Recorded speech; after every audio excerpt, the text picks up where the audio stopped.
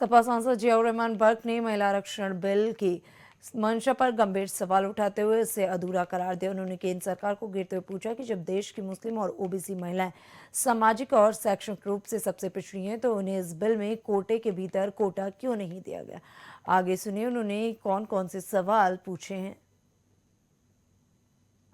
तो सिर्फ उसके अंदर सत्ता पक्ष का रोल नहीं था, बल्कि विपक्ष ने भी अपना भरपूर पूर्ण समर्थन देकर के उस बिल को पास कराया था।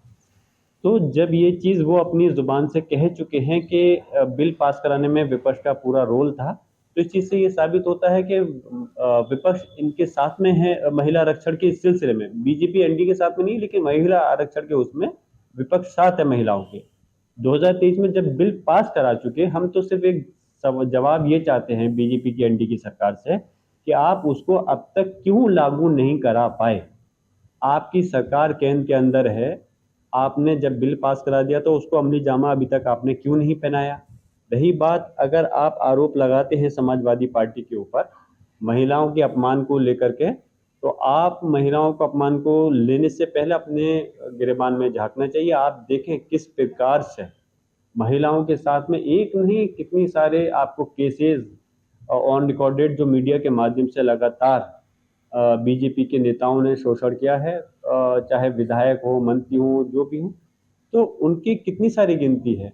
तो आप देखें उन लोगों के जो कारनामे हैं, उसकी इसका आप कंपेयर समाजवादी से नहीं कर सकते। समाजवादी पार्टी माननीय अखिलेश यादव जी का की महिलाओं के प्रति सम्मान तो ये है कि उनका खुद अखिलेश जी का विरोध करते में एक महिला विधायक जब आग में झुलस गई, तो माननीय अखिलेश यादव जी उनका हालचाल लेने के लिए हॉस्पिटल पहुंचे, जबकि उनका पुतला जलाने का प्रयास किया था, लेकिन वो झुलस गई तो उनकी खैरियत हालचाल जानने के लिए वहां पहुंचे। ये तो महिला को सम्मान समाजवादी पार्टी अखिलेश जी कर रहे हैं। और बाकी सिर्फ आप इतना कर सकते हैं, मिसगाइड और गुमराह करने का प्रयास कर सकते हैं। लेकिन मैं जानता हूं कि यहाँ की महिलाएं, और चाहे हमारे प्रदेश की हों, देश की हों, शहर नगर में रहती हों या देहात में रहती हों, वो भी जानती हैं कि इस समय जो बिल पास हुआ था उस इस समय समाजवादी या कांग्रेस की सरकार नहीं है केंद्र के अंदर, बीजेपी की एनडीए की सरकार है। और 2023 से लेकर 2026 आ गया, अभी तक उस बिल को अमली जामा पहना करके लागू नहीं कर पाए।